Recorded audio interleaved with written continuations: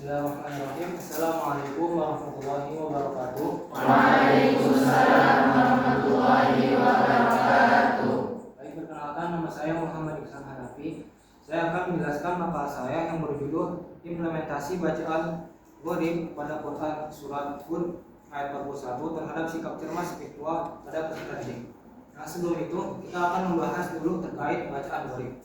Nah, bacaan gharib ini merupakan diambil dari kata bahasa Arab ghoroba yaghribu ghariban, artinya itu jauh atau asing. Nah, maksudnya bacaan gharib itu merupakan bacaan yang memang bukan jarang ditemukan, tapi kita jarang menemukan yang di dalam Al-Quran dan butuh ilmu lebih lanjut dan juga pemahaman lebih lanjut untuk membaca bacaan gharib tersebut.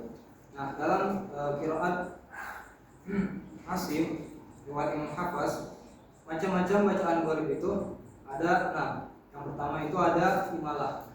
Imalah itu artinya memilingkan. Maksudnya memilingkan suara fathah ke arah kasroh, seperti mengucapkan suara vokal e.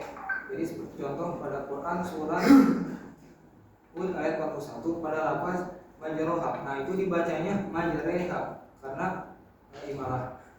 Kemudian yang kedua itu ada ismam. Ismam itu artinya memonyongkan bibir. Jadi bibir atas monyong dan juga yang di bawah itu tidak telah monyong. Seperti pada Quran surat Yusuf ayat 11 yang berbunyi qalu ya abana la ta'manna. Jadi itu pada lafaz la ta'manna dibacanya la ta'manna. Bibir atasnya monyong dan yang bawah juga monyong tapi tidak terlalu monyong.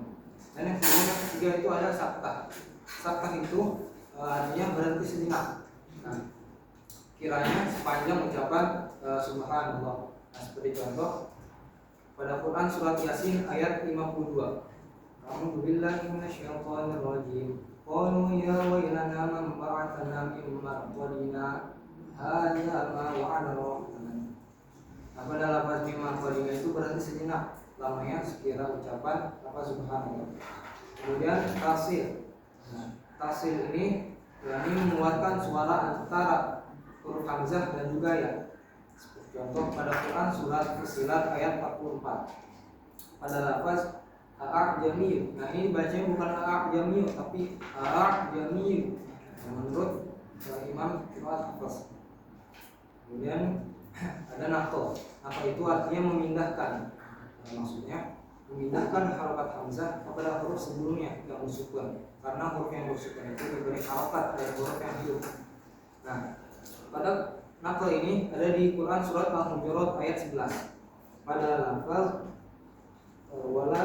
wala tanabasu bil alqab bi'sal ismu. Nah, pada lafaz bi'sal ismu ini baca bi'sal ismu, bukan bi'sal ismu tapi bi'sal ismu karena naql menurut Imam Qiraat Hafs.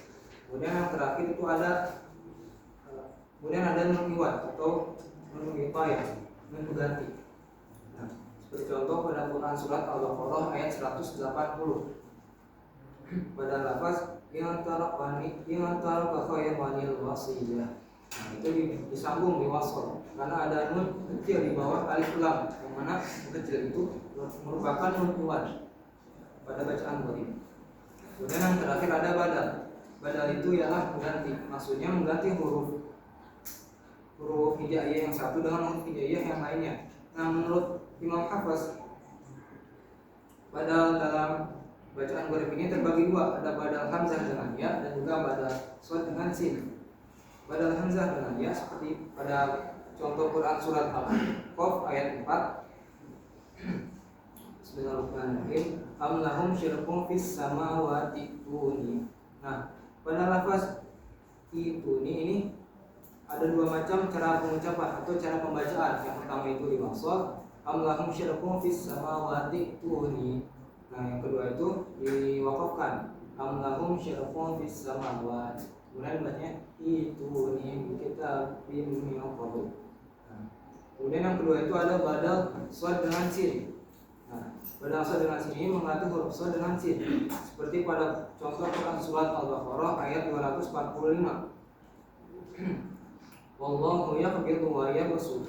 Nah, pada lafaz kata ya bersuku, memang secara konteks ini tertulis huruf shad, tapi dibacanya itu sin, karena merujuk kembali kepada lafaz asal lafaznya, yaitu basato ya bersuku.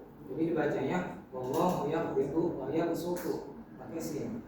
Nah, kemudian kita akan membahas sikap cermat spiritual. Nah, sikap cermat spiritual itu maksudnya ialah sikap cermat ketelitian yang menyertai kesadaran batin dalam menghayati hal Allah. Nah, korelasi antara bacaan gharib dengan sikap cermat spiritual ini adalah ketika kita membaca bacaan gharib dengan benar, itu kita akan menumbuhkan sikap teliti dalam membaca Al-Quran dan juga menumbuhkan penghayatan setiap huruf-huruf yang kita baca, dan itu akan menumbuhkan sikap ketenangan jiwa.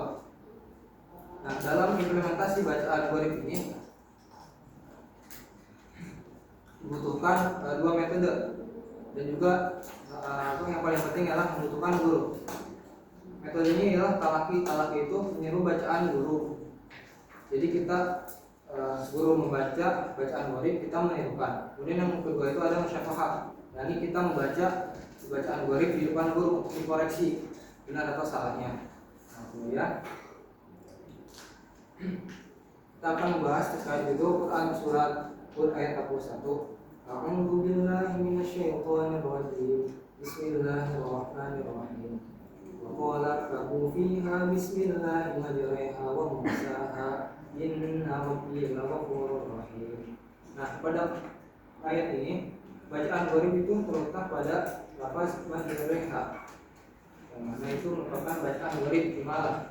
Nah, pesan moral yang ada di dalam ayat ini adalah yang pertama itu ada nilai ketelitian dan juga kehati-hatian. Nah, Nabi Nuh dalam ayat ini bahwasanya dia memulai perjalanannya dengan mengucapkan Bismillah, yakni mengucapkan lafaz Allah. Nah, itu merupakan bahwa setiap langkah kita harus diawali dengan Bismillah. Yang kedua itu ada nilai ketundukan kepada Allah. Nah, kalimat Bismillahirrahmanirrahim itu merupakan kalimat yang menunjukkan ketergantungan total kita kepada Allah Subhanahu wa taala. Nah, nilai ini menunjukkan sikap tunduk, patuh dan juga tidak sombong atas kemampuan diri sendiri. Yang ketiga itu ada nilai tawakal dan juga nilai keimanan. Nah, Nabi Nuh mengajarkan kepada kita dalam ayat ini tentang keteladanan kesabaran dan juga tawakal meskipun sedang menghadapi bencana besar dan buruk.